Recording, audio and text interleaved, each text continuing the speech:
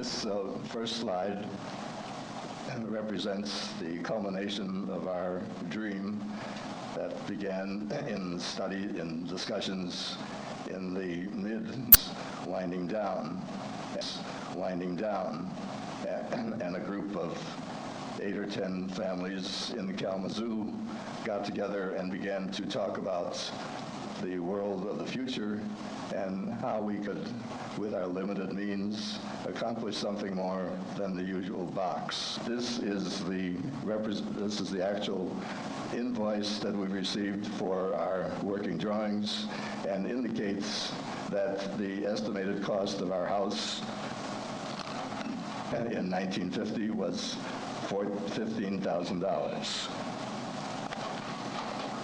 Now, that represents for us and for the other 8 families that began discussions originally a obviously gross misestimation of what a house would cost.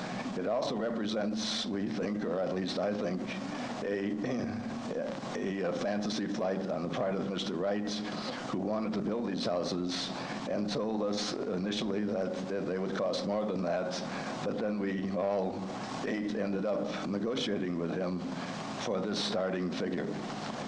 With that as an introduction, I'd like to then go on to our main discussion, which is that we have a story that has 4 different threads that are interwoven and all came to be a part of the complex development of our project, and to a lesser extent, the Acres project near Kalamazoo. The first thread is the one of the organization of our group. We started out to be a egalitarian group with no discrimination and with individual ownership of our lots, but with common ownership of the spaces in between. And by the way, that is foretold of what has happened currently when there are so many condominiums and PUDs that also have individual ownership of lots and common maintenance of the areas in between. And of course, this was 55 years ago. And the second part of our interwoven thread is the recruitment of Mr. Wright to develop our land plan after we purchased 47 acres of land. The third aspect, and a very complex one, is that Mr. Wright encouraged us, obviously for reasons of economy, to go to the Wright textile block as a common building item. And that sounded fine because, as I'll mention later, he said he had, I believe, his son, who was in the concrete business, who would supply us with a machine to make the blocks. Unfortunately, that never came through, and that was more than a headache. And then the fourth thread in all of this is, of course, the individual design of the houses. And this was challenging, and Ray will talk a little more about that, but also exhilarating. So, in the beginning, the year was 1945, and we had, as I mentioned, 6 or 8 families that started out by being a more or less intellectual discussion group, and we thought, wouldn't it be nice if we could have something better than we could afford under normal circumstances. And we were all middle class, and we knew that we had to find some way to get our money to go further than it would in buying or building an ordinary house.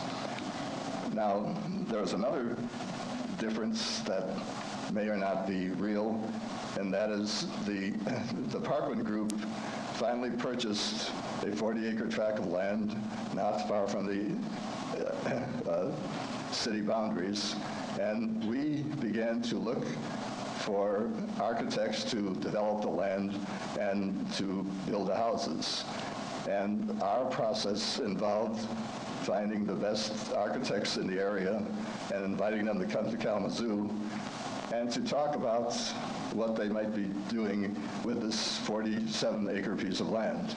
And we had the best we could find, including Alden Dow, who wasn't too far away. And as we individually concluded our interviews, we said to these Wright architects, obviously, we think you're pretty good, that's why we have you here, but aside from you, who else would you think would be able to do what we were talking about? They all said, individually, Frank Lloyd Wright. And they all added almost immediately, but he won't do it. Anyhow, we decided that we would write to Mr. Wright, and our president, Eric Brown, at that time wrote and explained what we were up to, and he said, sure.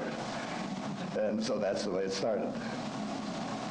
Now, our Parkwyn Village Association, as I mentioned earlier, was set up on a very egalitarian principle, and we had formal membership meetings.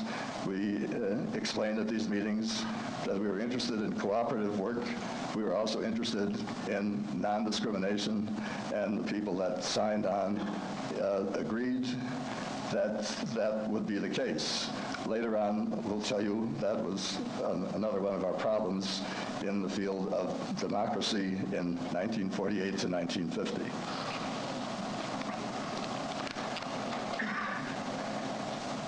So the group in Kalamazoo, and almost essentially simultaneously the group in Galesburg, ended up not only recruiting Mr. Wright, but getting from him a number of things, including the unique site plan that started our activities.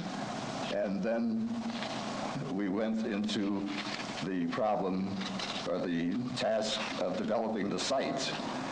And all of these things, while we thought we were just going to get a plan and start building, like everybody else does. So it took us not too long for Mr. Wright to give us his site plan. And it turned out to be extremely unique. And in the process, he met with the only reason I put this slide on is that it indicates the founding members: Levin, Margolis, Weisblatt, Greiner, Pratt, Epstein, and Kurt Meyer. And this was part of these letters, by the way, are available from the Getty Archives, which is a marvelous resource. And we negotiated with Mr. Wright to explain that we didn't have very much money. And he, in turn, sent back the notes, as you see, dear clients, I understand the situation, but I'm in the same fix. But that's the way we worked back and forth. As I summarized here, in September 46, the urban half of the original group purchased 47 acres. And in January 47, we had worked out this agreement with Mr. Wright on developing the site plan. That cost $1,500 for the 40-acre site. And then in February, we authorized him to proceed. And shortly thereafter, in April, the plan was received. And some of you by now may have heard that it consisted of circular lots. And to our idealistic group, that sounded fine because the areas in between the lots were to be left natural, and the whole area would be one garden spot. And we would just have a house, you'll see later in one of the exhibits, one of the slides, individual lots sited on circles or semicircles averaging from a half to 1 acre.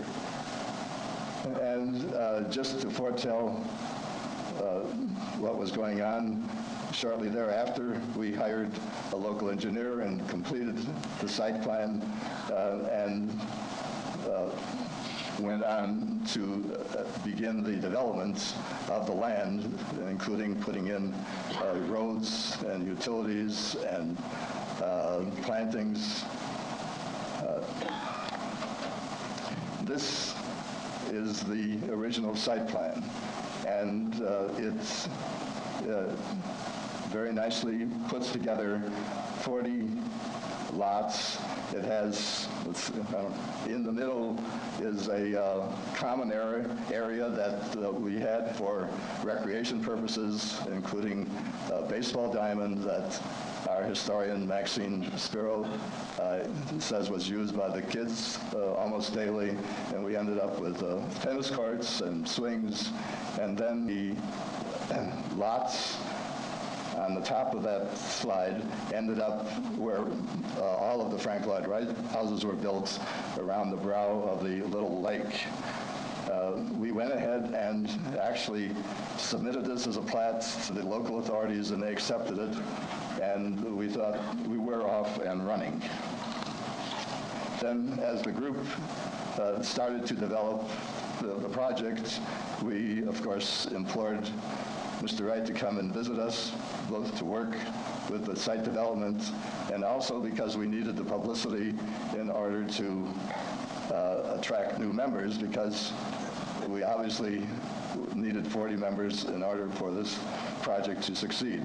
In this picture on the left is Eric Brown, who was the president of our association at that time, and next to him is Gene Masselink, one of the Taliesin fellows, very talented. In the middle is myself, and next is Fred Margolis, and of course Mr. Wright explaining the land plan. And that continued to work beautifully.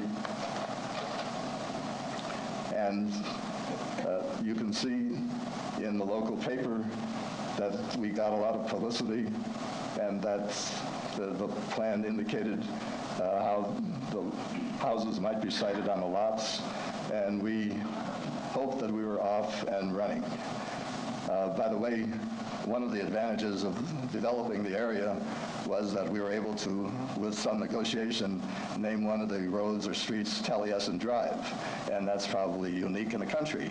And so people like the McCartneys have an address on Taliesin Drive. Then here's a little more of the history. In '47, the plat was registered as shown before with the circular lots, and we were barreling along. We had 26 member families.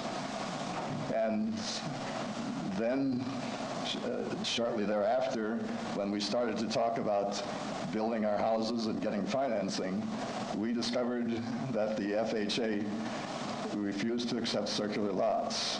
And we even had Mr. Wright appeal to the bureaucrat in Washington who said, you know, this makes sense and we're a cooperative development, but no go. There was no acceptance by the FHA of our plan, and therefore we began to have problems in the area of financing, and eventually, because of that, we ended up replatting to what we call square lots. Of course, on paper, all it meant is drawing some straight lines where before you had circles. In the field, it didn't look any different, and maybe we should have recognized that in the first place. But to jump ahead a little bit, by 1954, we had to replat the area, and I'll come back to that later. And by that time, we were fairly well on our way. But in the middle, we had other problems. And this is an explanation of the fact that the circular lots were now squared. And part of our activities, of course, was to see what we could find in the way of local support for the group and for membership. And we were looking to do it, and one of the ways we did it was by having Mr. Wright come into town. And you can see that this presentation on Sunday, November 2nd, was sponsored by both the Kalamazoo group and the Acres group in Galesburg, and also the Kalamazoo Institute of Arts. And you could come buy a ticket ahead of time for only 45 cents. Now, before we go into the next session, I want to go back a moment to our organization problems, because around this time, while we were growing rapidly, our membership procedure, as I mentioned earlier, called for non-discrimination, and we emphasized that, and the people applying for membership signed an application saying they understood that.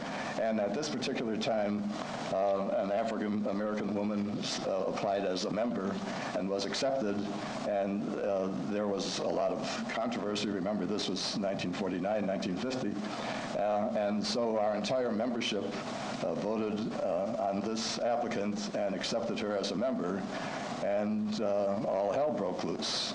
Half of our members resigned, and this put us not only in a psychological bind, but also a financial bind. Ray, maybe you want to say a few things on membership? Yeah, it was a great time because we got into such a financial bind that we almost got under, and most of us just don't allow that to happen. So even though we lost half of our members who had agreed on their application, yes, they understood everything, they understood what we were about. However, when it came, down to the nitty-gritty, they had all kinds of reasons for leaving. We had this big meeting at which some of our board got up and talked very strongly about what we were all about and how we felt that we needed to be non-discriminatory, and we would like to invite Pauline to join us. One woman got up and very emotionally, and tears were running down her face, said, we're so disappointed. We really want to build our lighthouse. However, my dad was going to give us a down payment. My dad lives in Alabama, and therefore he says, if you accept this woman, you will no longer get my money. And so they had to drop out. And this was true of this family and a number of other families who, for one reason or another, just said, no, we can't do it. So there we were, stuck. That showed the difficulty, one of the early difficulties we went through, but we stuck it out. Thank you. Moving on now, but I just wanted to summarize that in '47 was the first mention of the blocks, and Mr. Wright offered a block making machine, and a year later, no machine, we were on our own, and we had to organize our own co-op block making company, and we hope to start construction in the spring of '49, especially the Epsteins and Margolises and the Pratts and the Weisblatts, and here we had no blocks, so it was a real crisis. And then we finally, Ward Griner in our group made some steel molds for the blocks, and we decided to set up block making at our site, and for some reason, I guess maybe we were the guinea pigs, our house blocks were to be made first, and we made them in Memorial Day '49, and this is some of our publicity about the planned community. And then as we got rolling in the development of the site, this is myself and Dave Weisblatt at the Parkwyn site looking at the roads and discussing further developments. And I might say that this is a brief summary of our costs. In addition to negotiating with the county on the roads, we had to negotiate with the utilities who wouldn't accept the concept of underground utilities. And after various discussions, including finally ending up with having to pay in advance to put in the utilities underground, we did succeed. And that was, of course, in 1949, 1950, a pretty unusual situation. And then I'll go briefly through our block construction. But we made the blocks on the site using the molds that were developed by Ward Griner, and carried them away to a curing area, and these are some of the 16,000 to 18,000 blocks that were made just for our house. And then at this point, this is 10 years later, and that's actually our youngest son with our completed house. And Ray wants to say a few things about the interior, and then we'll close the subject. making the blocks was something we had not anticipated we had to do, but we plunged ahead because we were young, we were idealistic, we didn't do anything. And so we started building blocks. And as you can see, and Lil will understand this, when we poured the concrete in, I would add the color. We mixed up some color, and I had a little bag of color, and I would throw that into the machine, and then it would, mix it all up. And like a Jello mold, we used the molds. They actually, women will know what I mean. We poured it into the mold, and then the men would hammer it down and made a lot of noise with their air hammers. And then they would carry them off to the site where they were being cured overnight. We had to bring water up to keep them wet all this time, so we brought water up from that pond, which was not a very clean pond. So as a result, we ended up with a lot of white residue on the block, which made me very unhappy. I didn't want to have that stuff. And it was, the inside was going to be blocked too. But the men who put it up, some of them were from college, and others were people who just wanted, to work on a Wright house. And so you just needed unskilled labor. You didn't need a bricklayer because there was no mortar. These blocks were made, and Greg will talk about them. So that the edges, they looked like this, semicircles, and then you poured grout down in that circle and put a steel rod in. The house will never blow apart. I mean, it's put together with steel rods and thread. But this was the inside walls also, and the people didn't understand those were going to be the inside walls. They thought we were going to paint them or wallpaper them, so they didn't care what they put up. And so Bob spent a lot of time on Sunday afternoons trying to clean off that white stuff using muriatic acid. What you see here is as you came up the steps. The steps were you walk in the door, and then there were about 7 very shallow steps in this hallway to go back up. And this was the hallway. We had live plants growing there that were beautiful because they were being fed with light. There was a skylight up above. Now you see that wall as you come in? That wall was put up per Mr. Wright's plan. When he came to visit us, he walked up the steps and he said, "Did I do that?" And I said, "Yes, Mr. Wright, you did. Tear it out." And I thought at that point, oh my goodness, we poured our hearts and souls into everything in that wall too, and now we have to tear it out. Oh, of course we didn't. Behind that wall were our seats, and I had an elderly uncle who came in the house to visit us, and he walked up the steps, and he went home, and he told the family that we lived in a basement, and that our living room was a streetcar, because we had benches, you see, on both sides, and his only connection with that sort of a site was the Milwaukee streetcar. So he went home telling everybody not only that we lived in a basement, but that we had a streetcar for a living room. This is, of course, the outside, but You want different. to tell about the kitchen? Oh, the kitchen. When Mr. and Mrs. Wright came to visit us, we had the plans spread out on our dining room table, and we were looking at them, and we were examining the kitchen, and I said to him, "Mr. Wright, there's no window in the kitchen." Okay. And I said, "Oh, it would be nice to have a window." Well, he realized that he drew in a very nice window. And at that time, old Levin, his wife, turned to him and she said, Frank, you don't know anything about kitchens. I was so, kind of taken aback that she would say that to this genius of a man who we were working with. He didn't talk. That it's true. He didn't know anything about it. He never worked in one. He had his apprentices and their families working in the kitchen, and he only knew to eat the food that they made. And he really didn't know nothing about kitchen. So eventually, he had our washer and dryer in the kitchen. I didn't want that. So eventually, not so many years later, we did add a utility room, which worked out very nicely. And then later, we did have John Howe draw plans for a rec room attached to the house. So it didn't change much on the outside. This is the final slide.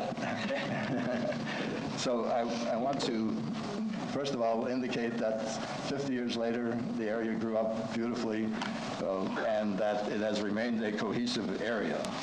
But more importantly, we wanted to, at this time, comment that, first of all, to thank the people that we got a lot of the historical material from, including the McCartneys and the Greiners and the Weissplatts, and the archives at Taliesin. In closing, we wish to commend the Wright Conservancy for its restoration goals.